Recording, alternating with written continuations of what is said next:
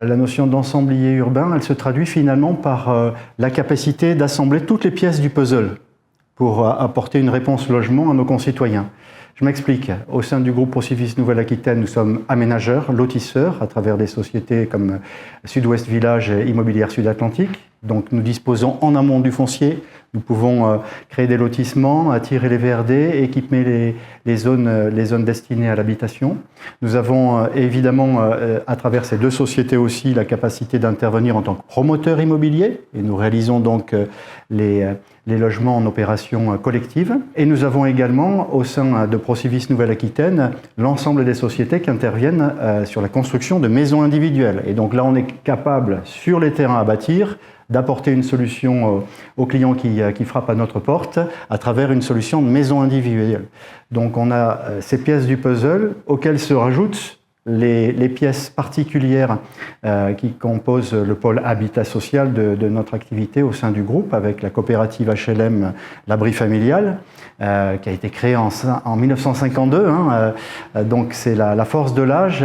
Elle a construit des quartiers entiers. On l'a un petit peu oublié puisque c'est une société qui fait de l'accession sociale à la propriété. Par rapport à un bailleur HLM classique, on n'a donc pas de patrimoine en gestion. Mais par exemple, tout le quartier de Malartic a été construit par l'Abri Familial. On a des morceaux de ville à Lormont, voilà, qui ont été construits dans les années passées par l'Abri Familial. Et donc c'est une pièce du puzzle essentielle parce qu'elle nous permet de faire sens et de répondre aux besoins de se loger de toutes les familles du territoire. Encore une fois, sur le vaste territoire de la Nouvelle-Aquitaine, depuis La Rochelle jusqu'à Saint-Jean-de-Luz, en passant par Bergerac et jusqu'à l'aire toulousaine où nous intervenons aussi. Et en complément de ce que dit Jean-François, on peut évoquer justement que grâce à ce côté assemblier urbain, aujourd'hui on peut intervenir au niveau des structures du pôle habitat social sur des projets 100% social. Quand je dis 100% social, c'est 100% accession sociale à la propriété, voire mêlé éventuellement avec du locatif social, mais également d'intervenir dans ce qu'on appelle la mixité intégrée, c'est-à-dire en travaillant en partenariat avec les autres sociétés du groupe pour arriver à faire aboutir sur ces territoires-là, sur des projets mixtes, c'est-à-dire avec de l'accession libre, mais également de l'accession sociale à la propriété. Et cette dimension de mixité urbaine et sociale est essentielle. C'est aussi un élément qui traduit notre ADN, notre lien d'histoire, puisque notre groupe a été créé dans les années 1908-1911, donc plus d'un siècle d'histoire, ça force aussi le respect, ça donne une dimension d'ancrage au territoire très très riche. Et la capacité d'intégrer les opérations, en effet, et sur une même opération, de répondre finalement aux besoins de nos concitoyens pour toutes les bourses, d'une famille modeste à une famille plus aisée, et de composer des quartiers ainsi est un élément de valeur très important